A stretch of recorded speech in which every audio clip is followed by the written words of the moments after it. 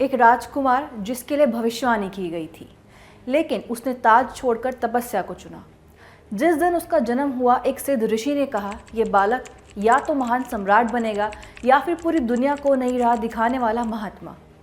राजा ने ठान लिया कि उसका पुत्र केवल एक शक्तिशाली राजा बनेगा, इसलिए महल के दरवाजे उसके लिए बंद कर दिए गए। ना कोई दुख, ना कोई तकलीफ, सिर्फ ऐश्वर्य और आनंद। लेकिन सत्य को कब तक छिपाया जा सकता था? एक दिन जब उसने महल की चकाचौंध से बाहर कदम रखा तो 4 दृश्यों ने उसकी पूरी दुनिया हिला दी। उस दिन एक राजकुमार का अंत हुआ और एक तपस्वी की यात्रा शुरू हुई। यही राजकुमार आगे चलकर बने गौतम बुद्ध, वही महात्मा जिनकी शिक्षाओं ने न सिर्फ भारत बल्कि पूरी दुनिया की सोच को बदल दिया।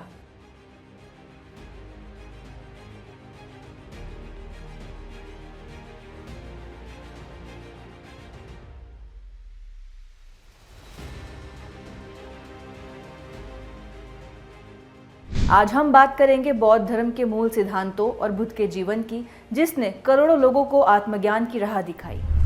6ठी शताब्दी ईसा पूर्व का भारत एक ऐसा दौर जब धार्मिक परंपराएं जटिल हो रही थी, कर्मकांड बढ़ते जा रहे थे और आम लोग आध्यात्मिक शांति की तलाश में थे।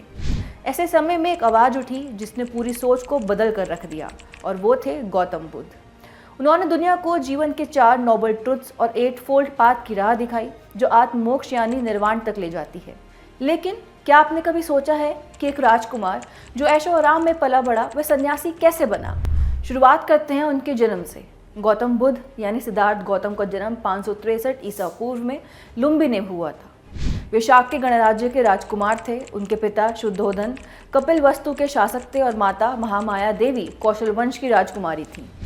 राजमहल में उनका जीवन बिल्कुल राजसी ठाट बाट से भरा हुआ था। राजमहल के भीतर ही उनकी दुनिया बसाई गई थी, जहाँ सिर्फ सुख सुविधाएं थीं। लेकिन जब पहली बार वे महल से बाहर निकले तो उनकी आंखों के सामने आई 4 सच्चाइयाँ। एक बूढ़ा व्यक्ति जो बताता है कि बुढ़ापा अटल है, एक बीमार इंसान जो जीवन के कष्टों का प्रतीक था, एक मृत शरीर जो मृत्यु का कठोर सत्य दिखा रहा था, और एक सन्यासी जिसके चेहरे पर असीम शांति थी। बस इन्हीं दृश्यों ने सिद्धार्थ को झकझोर दिया। उन्हें समझ आ गया कि ये दुनिया सिर्फ सुखों से भरी नहीं है, बल्कि दुख भी जीवन का हिस्सा है। 29 साल की उम्र में सिद्धार्थ ने सब कुछ त्याग दिया, राजमहल, धन दौलत, परिवार। वे जंगलों में भटकने लगे, कठिन तप किया, लेकिन फिर भी उन्हें सच्चा ज्ञान नहीं मिला। 7 साल की तलाश के बाद वे बौद्ध गया पहुंचे और एक पीपल के पेड़ के नीचे ध्यान में बैठ गए।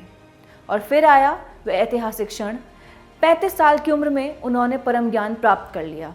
अब वे सिर्फ सिद्धार्थ नहीं थे, वे बुद्ध बन चुके थे, यानी जागृत। लेकिन क्या आप जानते हैं कि बुद्ध के जीवन में कुछ ऐसे क्षण भी आए जिन्होंने पूरी दुनिया की सोच को बदल दिया? अब हम उन्हीं खास पड़ावों की बात करेंगे।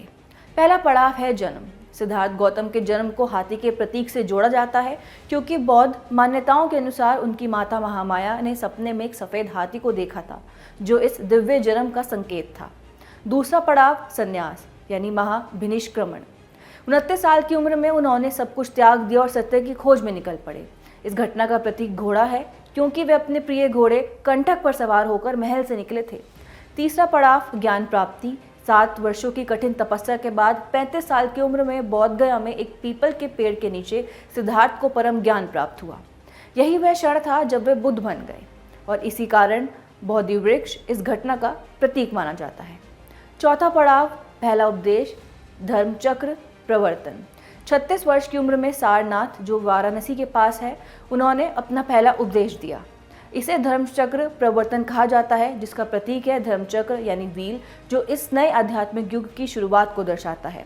और 5वां पड़ाव महापरिनिर्वाण। बुद्ध का पूरा जीवन लोगों को अज्ञानता, मोह और दुख से मुक्त करने में बीता, और जब वे 80 वर्ष के हुए तो उन्होंने कुशीनगर में महापरिनिर्वाण प्राप्त किया। इस घटना को स्तूप के प्रतीक से दर्शाया जाता है, जो उनके निर्वाण और शांति का प्रतीक है। लेकिन सवाल ये उठता है कि आखिर उस ज्ञान में ऐसा क्या था जिसने पूरी दुनिया की सोच को बदल कर रख दिया? अब जरा सोचिए, हम सब अपनी ज़िंदगी में कुछ न कुछ पाने के लिए दौड़ रहे हैं, खुशी, सफलता, शांति। लेकिन क्या वाकई हमें ये सब मिल पाता है, या फिर हम जितना सोचते हैं उतना और उलझते जाते हैं? बुद्ध ने इन सवालों के जवाब बहुत सरल शब्दों में दिए, और यही उनकी शिक्षाएं हैं जो हमें जीवन को समझने का सही नज़रिया देती हैं। पहला सबक है, ब्रह्मांड में कुछ भी नष्ट नहीं होता, यानी nothing is lost in the universe. Buddha कहते थे जो चीज आज मिट रही है वह किसी और रूप में बदल रही है। पदार्थ ऊर्जा में बदलता है और ऊर्जा फिर पदार्थ में। यही नियम हमारे कर्मों पर भी लागू होता है। जो हम दूसरों के साथ करते हैं वही किसी न किसी रूप में हमारे पास लौट कर आता है। दूसरा सबक, सब कुछ बदलता है। Everything changes.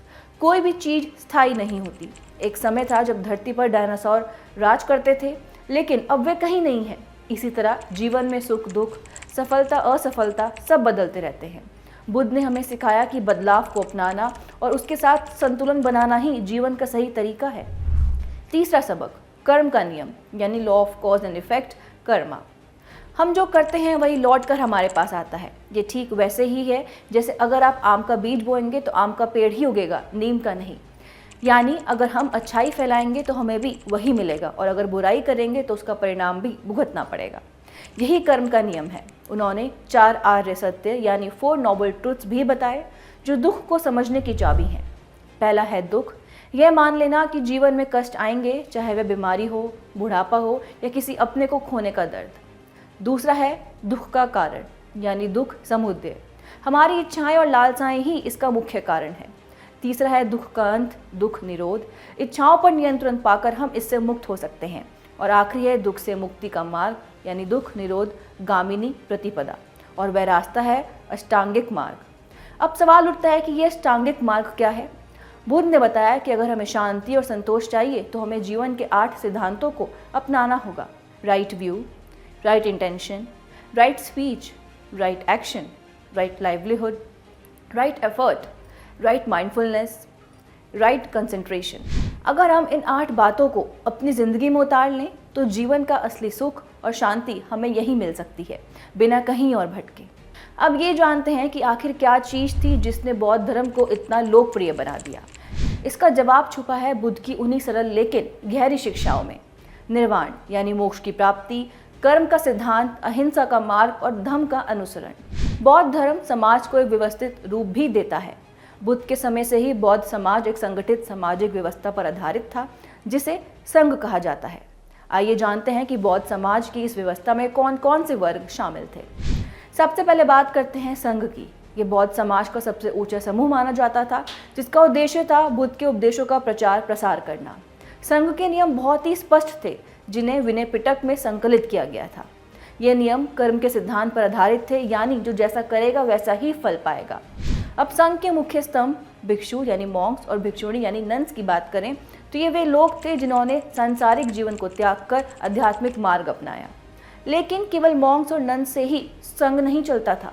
इन्हें सहयोग देने के लिए आम लोग भी थे जिन्हें गृहस्थ कहा जाता था। और फिर आते हैं तीर्थयात्री यानी पिलग्रिम्स।